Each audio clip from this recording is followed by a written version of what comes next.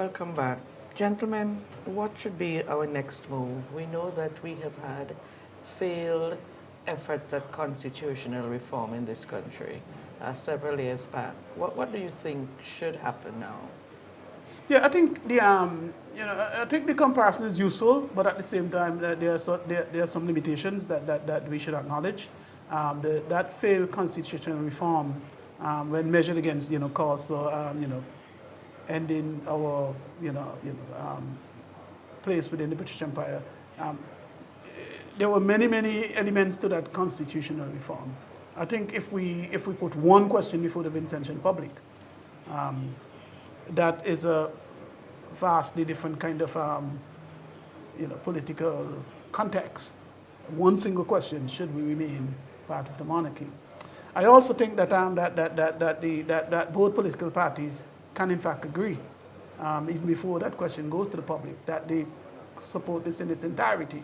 And if such a thing were to take place, if Friday and Dr. Fred and Dr. Gonsalves were to lead their parties to that position, then it seems to me you probably have an overwhelming support among the Vincentian people. I think what we don't want to have, as took place in the last referendum, is where it became a test of political strength between the competing parties. What you want is a test of the opinion of Vincentians, okay? And I think if it is framed differently, we might very well get that answer. But of course, I am speculating here as to what the public thinks. For me, the fact is that King Charles III is an unknown entity in St. Vincent and the Grenadines. Many of us grew up hearing about Queen Elizabeth II. She had been on the throne for 70 years. And I don't think any of us in here are 70. Right? Not quite. So that we grew up with our parents showing appreciation. In fact, I would say that the typical dress of a Vincentian woman of class for many decades was a hat like the Queen and those things they put around your neck. They call them, Teresa, pearls, right? So that the Queen Elizabeth II became symbolic of class and attire and dress. Unfortunately, for 70 years, she evaded substantial controversy, save and except perhaps the Mighty Sparrow, Philip My Day, and A Man in the Bedroom. And there's another calypso, the Queen singing calypso and singing Bam Bam Lulu and so on. But those are just humor as we know it in the Caribbean. And therefore, I don't think the average Vincentian would see the usefulness or even the necessity, to put it another way, of continuing with Philip. And, sorry, not with Philip, but King Charles III. And from my perspective, I cannot foresee, and history have to prove me wrong, why both the opposition and the government would not find it useful to agree on a simple thing: get rid of Philip. So I keep saying Philip, I don't know why, because I said the Queen in my bedroom. But get the point, get rid of King Charles III. So do you foresee a problem with getting both parties to come to this agreement? I can't fathom it. I can't see why you would have a problem. A simple thing.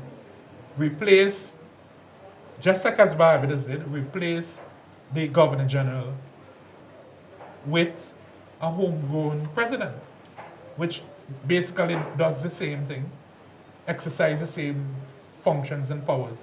A simple thing as that. I don't see the difficulty. History have to prove me wrong.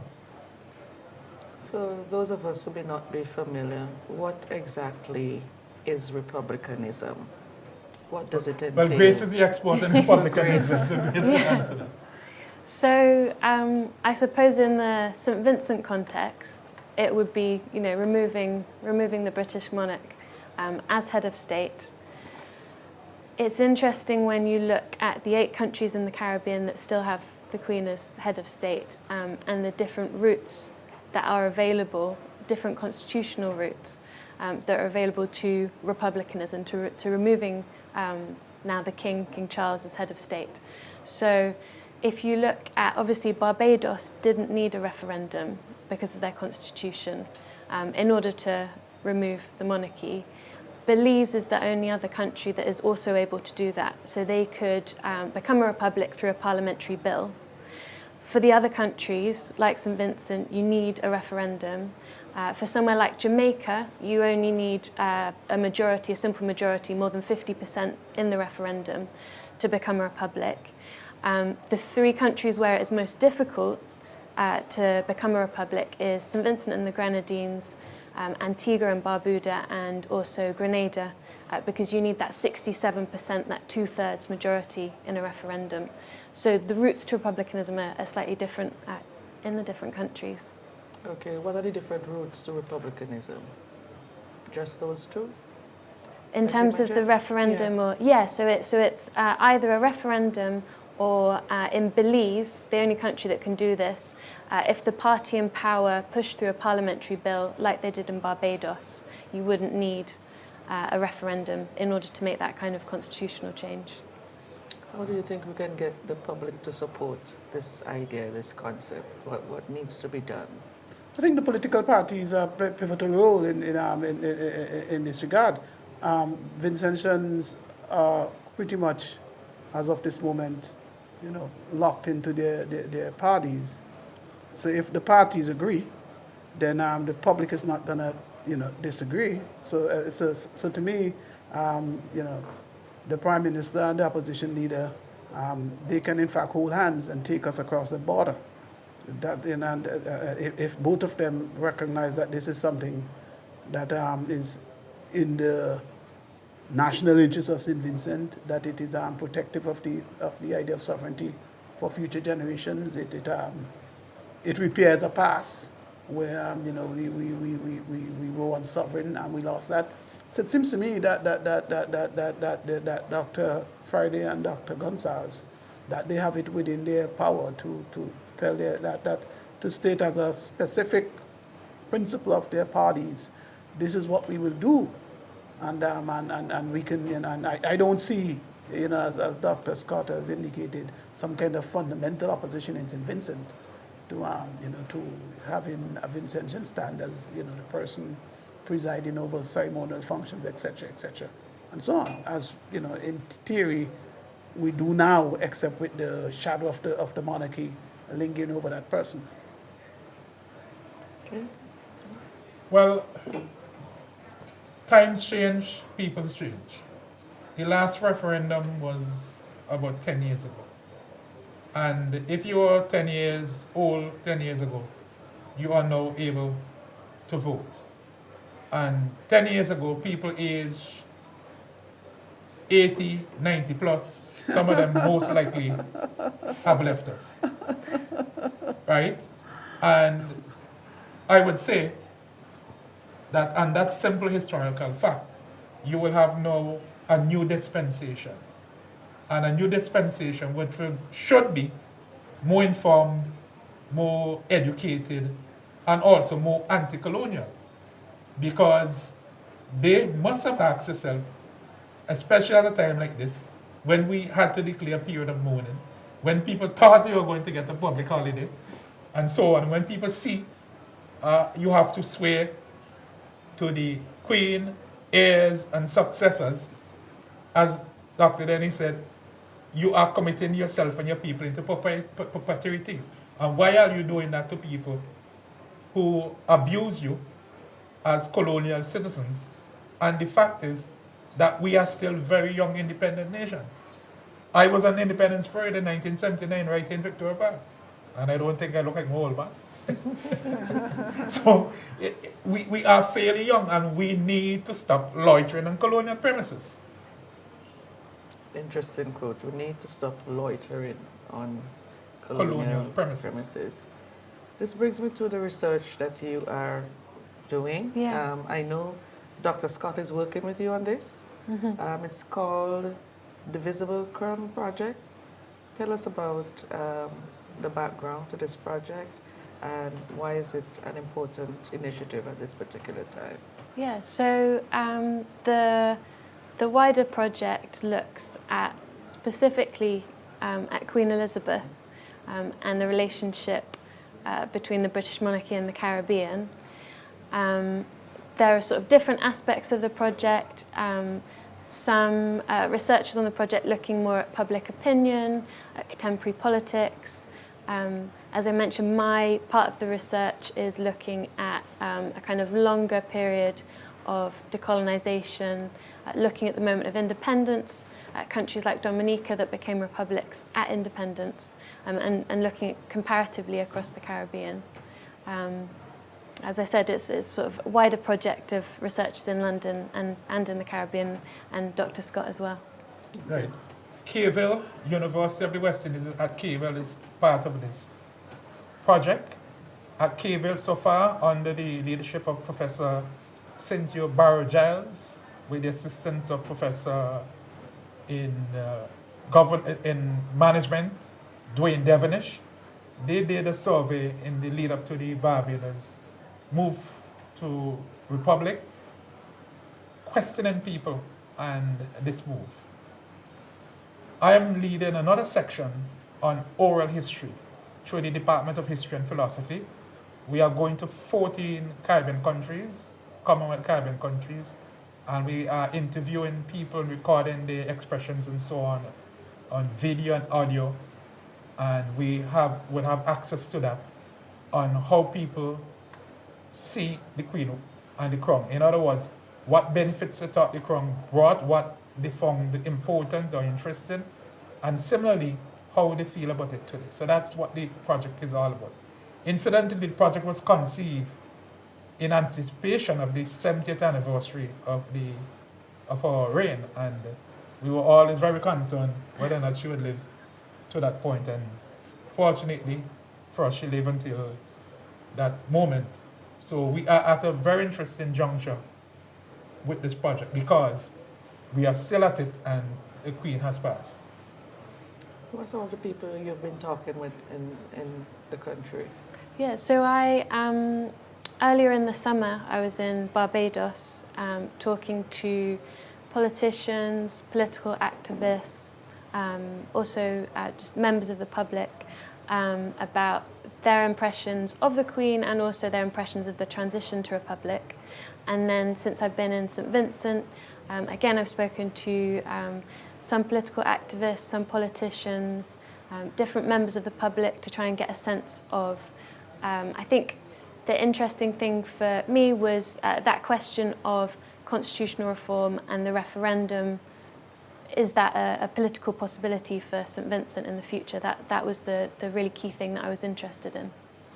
Okay, when we come back from our second break, we'll talk a little bit about what are some of the things that you've been discovering so far. Back in just a moment.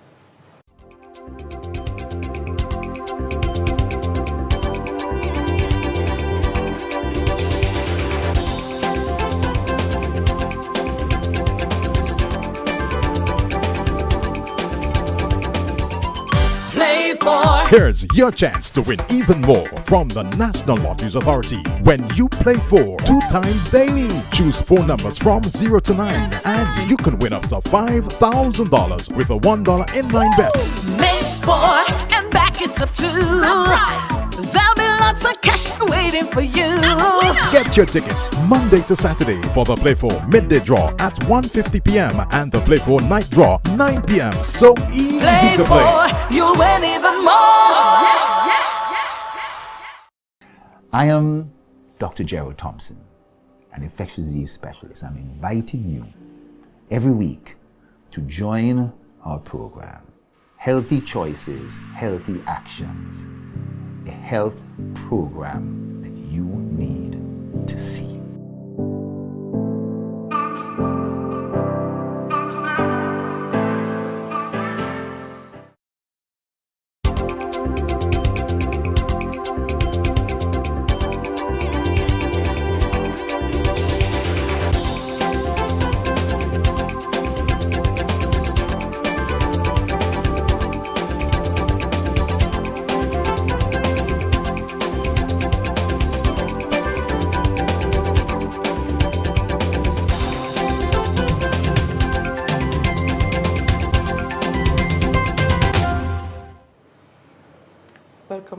Before we took the break, we were about to talk about some of the findings of your research here on Ireland so far.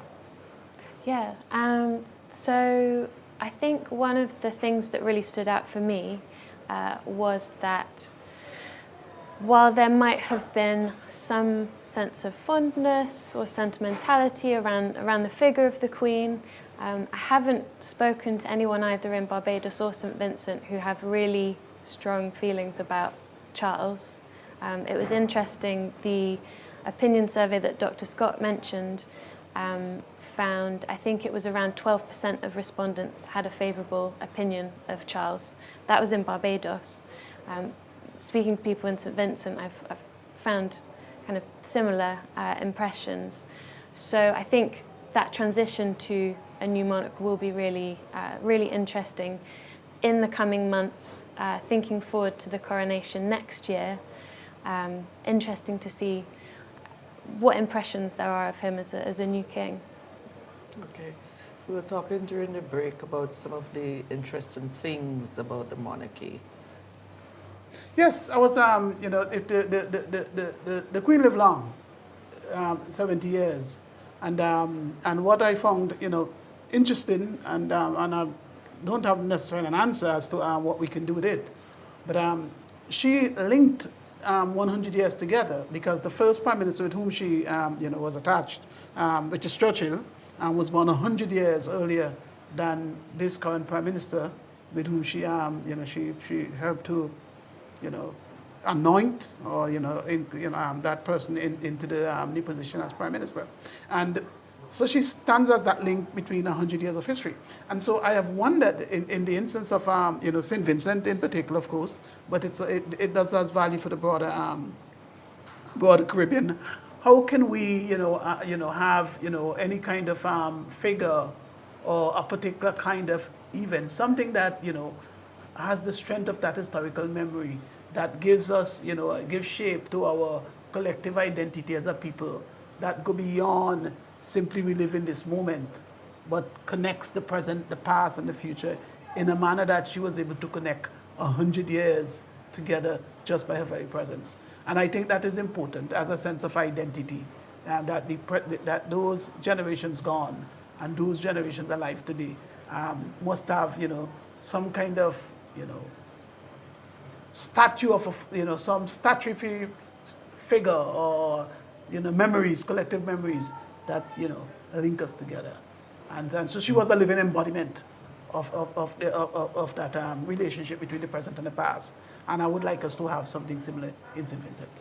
Well, the question of the currency, the Eastern Caribbean dollar, continuing to keep our image is one that we need to pay attention to.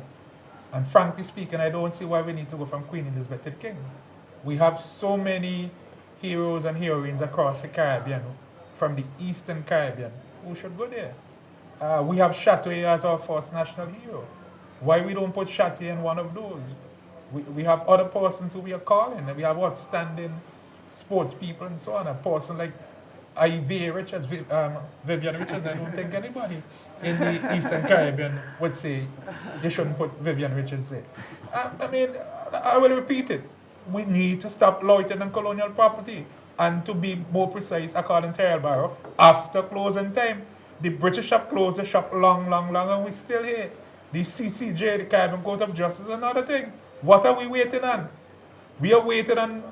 Look, the first time I went to England, they asked me, why you come here for? What you come here for? What is your reason for being here?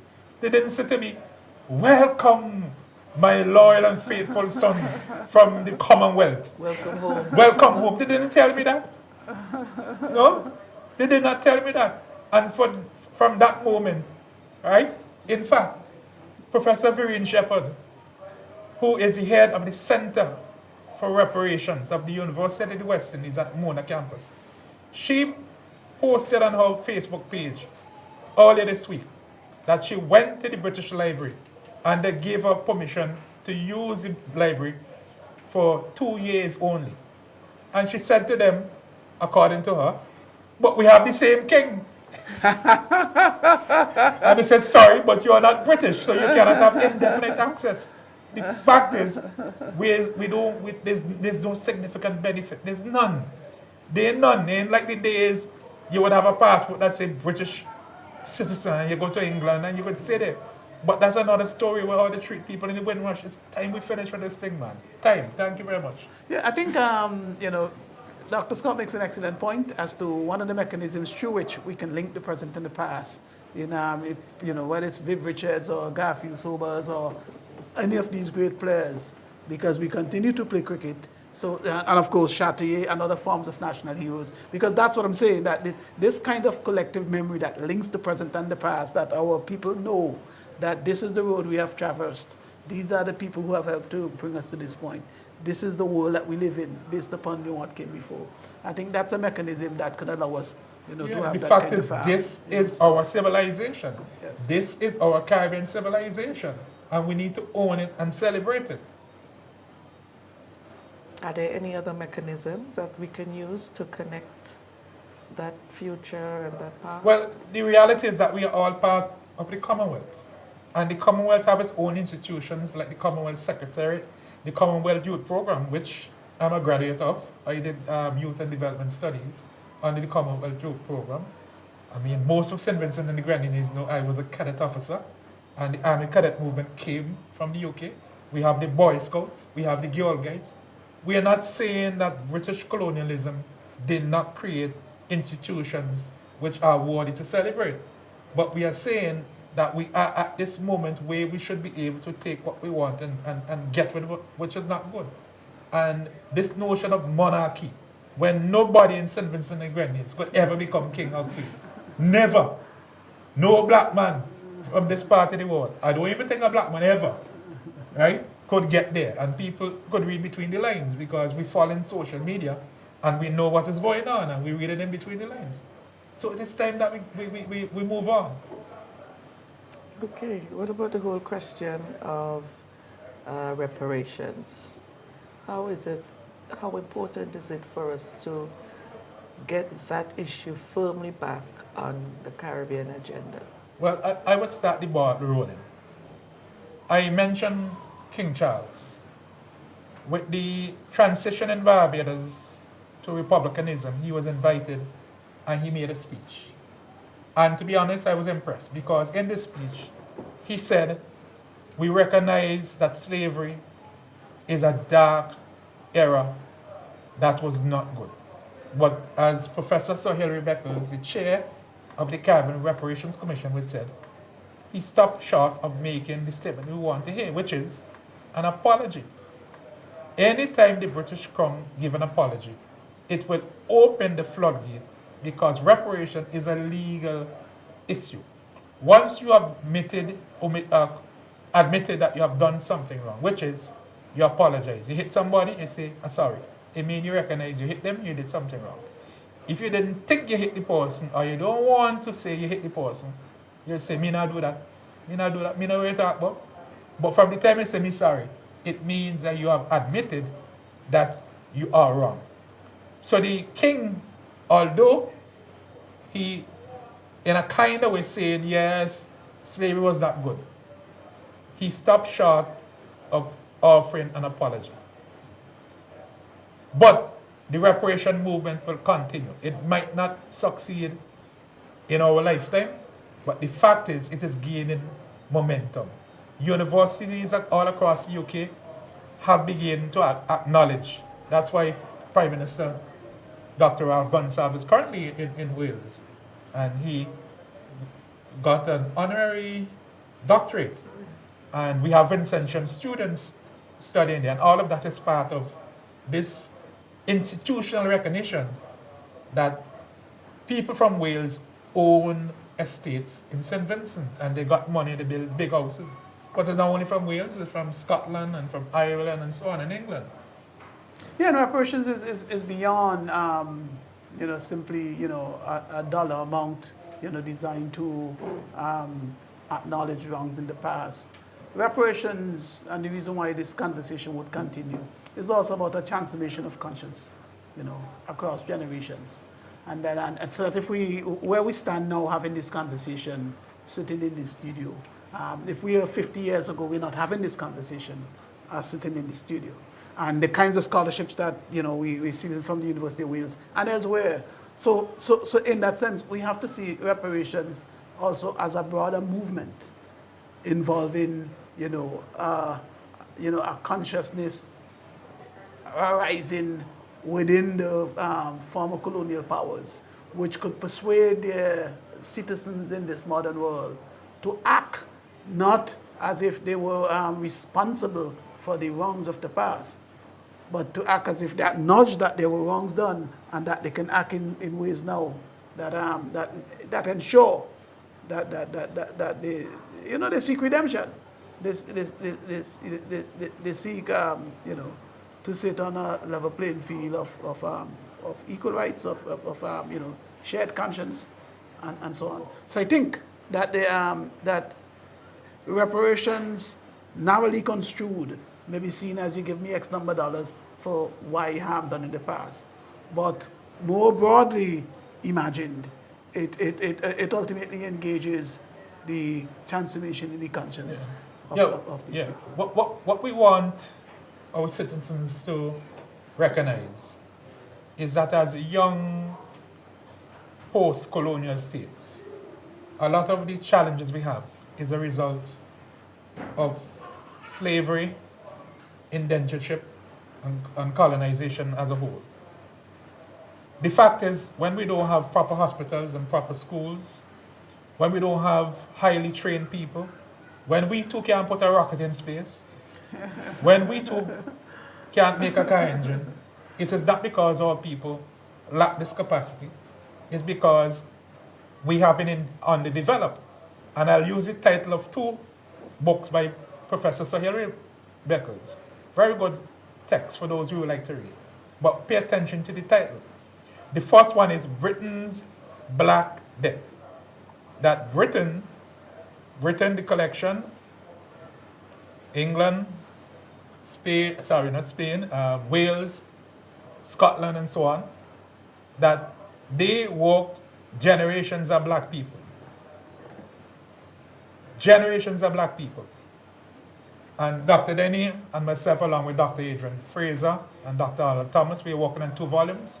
We have already written the chapters on slavery and enslavement, and we have more knowledge of what happened in St. Vincent and the Grenadines than ever on the various plantations, estates all across, and the wickedness that was done to black people. Wickedness. That's a good word. Right? To black people.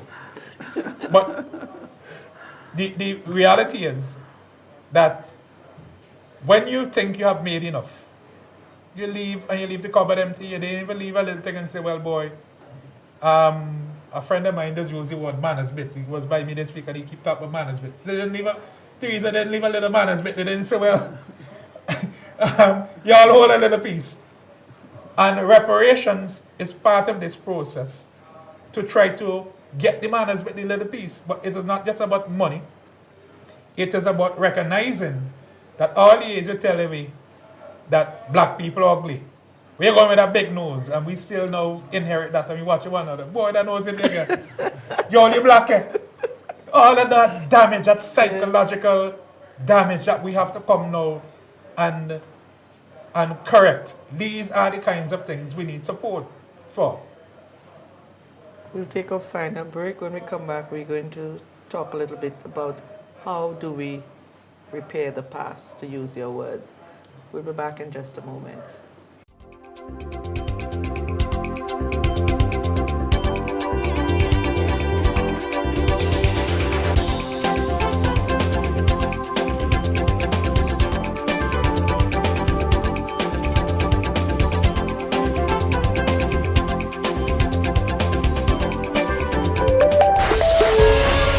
The National Lotteries Authority introduces the Lotto app for all Android and iPhones.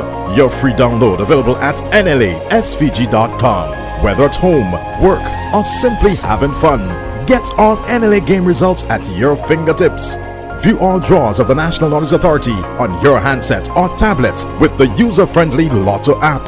Download today at nlasvg.com. The Lotto app.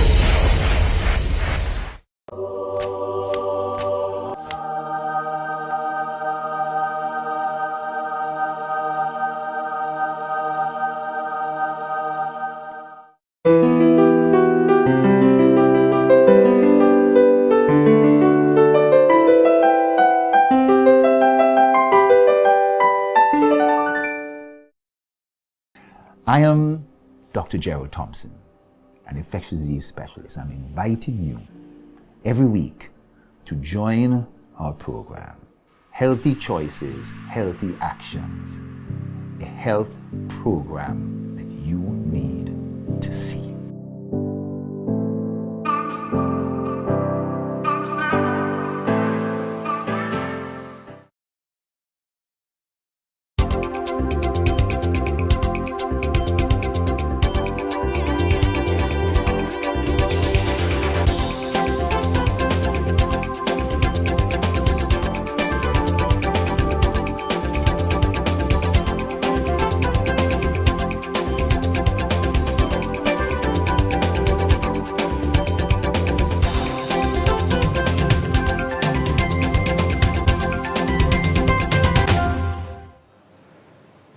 Welcome back. Earlier on, we spoke about the need for an apology, the need for acknowledgement of the wrongs that were done. Do you really foresee this happening? Any of you? Well, again, you know, none of us are prophets, so we can begin there, but we are historians, okay? And we can look back at the past, and where we are now is vastly different from where we were 100 years ago. And this didn't happen by chance. This happened through protests, through the articulation of principles of conscience, by which all humanity should be judged. It happened through historical research. It happened through the voices of the oppressed, of the children and the descendants, finding greater place to lay out a vision of what the past had been like. I mean, Eric Williams, from Dr. Eric Williams, so many years ago, that book that Agent Fraser had introduced us to, Capitalism and Slavery. I mean, he just revolutionized the whole notion as to the responsibility of the enslavers for profiting from slavery. Walter Rodney in How Europe Underdeveloped Africa. These are Caribbean men who laid fundamental foundations, that allow us to make the claim for reparations and so on. And so if we use the past as a way to understand how the future might unfold, not something we can guarantee, but we can say that where we are intellectually and politically and ideologically in this moment is vastly different from where we were 50 plus 60, 70 years ago. And so what that commands is that we continue with this labor. And if we continue with this labor, it would be a fruit in ways that perhaps we can't even contemplate now. I mean, even if we were looking back at about 10, 15 years ago, perhaps we wouldn't be seeing these scholarships that we're seeing now. So we don't need to, be, looking for a specific act in and of itself.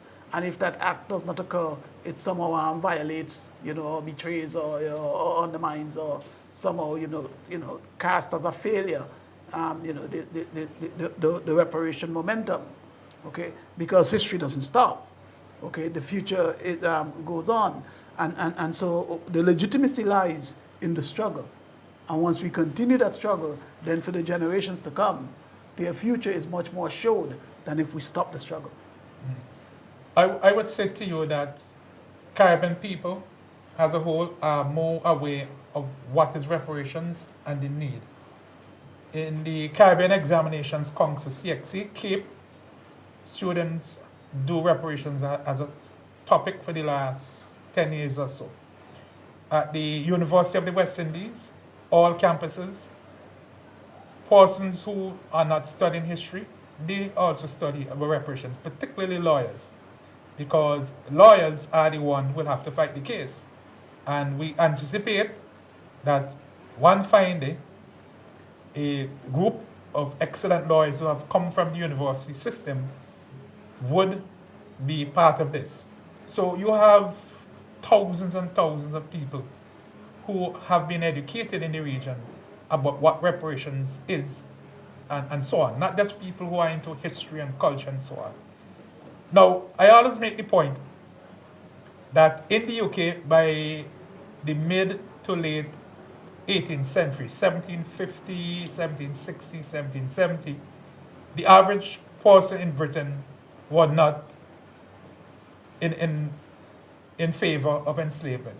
In fact, when we think about the Garifuna, there is sufficient evidence that people in Britain protested against the treatment of the Garifuna. They protested from the very first war, what we know in the new text that we're writing called the War for Sovereignty, the Garifuna War for Sovereignty and the Second War for Sovereignty. They protested. They didn't like what was going on. And it is that movement that gave speed or growth to the humanitarianism, right? And if you add the humanitarians to the rise of the industrialists, people who put money into it, factories in England, and the resistance by the enslaved themselves, those who burned on the cane fields, poisoned the animals, who Richard Hart, the Jamaican scholar, called the slaves who abolished slavery, or C.L.R. James, the black Jacobins, those black people in Haiti who had the same philosophy as the whites in France who were called the Jacobins, hence the black Jacobins. The point is that reparations as a movement is gaining steam. That there are people, and Grace could come in the UK, who are seeing this, because don't forget, the UK is not just white people now. The UK, they are multiracial, multicultural. You have black people, you have Indian, you have Chinese, etc., and they all have the same kind of political power as everyone. Grace, you want to comment? Yeah, no, you're right. I would say there have been, in the UK, perhaps the very early stages of institutions engaging in reparatory justice, particularly universities, as we discussed, as University in Wales, we've seen Glasgow University, and some other institutions just do that sort of start to engage in the process. I would like to see the British government engage in process of reparations. If you think that until 2015, the British government was still paying off that debt that they paid to the enslavers back at the time of emancipation, it's a very recent history. I think, though, realistically, with the whole politics involved in perhaps the British government engaging, I wonder whether, as an institution, the British monarchy, given its involvement in the transatlantic slave trade and in slavery, perhaps as an institution may be pressured into catching up somewhat with some of the other institutions in the UK that are slowly starting to engage in that process of reparatory justice. Okay, so there are the scholarships that are being offered now. What other ways, what other methods can be used to help to repair? Well, CARICOM has come up with what you call a 10-point plan. And Prime Minister Dr. Ralph Gonsalves, he was the head of the CARICOM subcommittee on this. And the 10-point plan is very clear, very clear. There are not specific clauses in this about money, it's about action. So we're talking about developing your technological capacities, expanding your educational opportunities. So if you take St. Vincent and the Grenadines, we don't have a university. Well, once upon a time, our university was the sixth form college that Dr. Daniel used to attend. And I remember the days he used to peek through the window and say, one day I'll be in there. But fortunately enough, when my time came, you got a little scholarship and you go away. And we still have to send our people all over to Taiwan, Haiti, every day. What is wrong with we having a small university could at least deal with 100, 200 people in specific areas, not in everything, right? In the most dire needs. We have, for example, a nursing school, but we could have our own little medical thing, where we could train people. So development aid. We have also the legacies, the psychological damage. The psychological damage, and that's the one that makes me most sad about St. Vincent, because sometimes I am speaking to people and the things they're telling you that they believe in, you marvel. You marvel. Right? As I said earlier, the thing, people still calling people big nose and calling you black boy and so on. These are legacies of enslavement. So assistance to build confidence in yourself, to respect what you have, your own resources. Not to be looking and see, the American hamburger, and you don't want either a fried breadfruit or fried banana. What is wrong with it? Nothing is wrong with it. But because all of the time you've been projected this image. So for example, to increase your media, we don't make movies.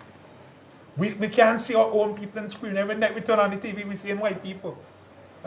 We see white people, every time we turn on, we can't get to see a good movie and go a good laugh with something Caribbean and so on. So things like these is a 10-point plan, and it's all about improving the Caribbean civilization and celebrating what is the Caribbean with the assistance of the aid of Britain, France, Spain, the Netherlands, all of those countries who benefited from slavery and colonization.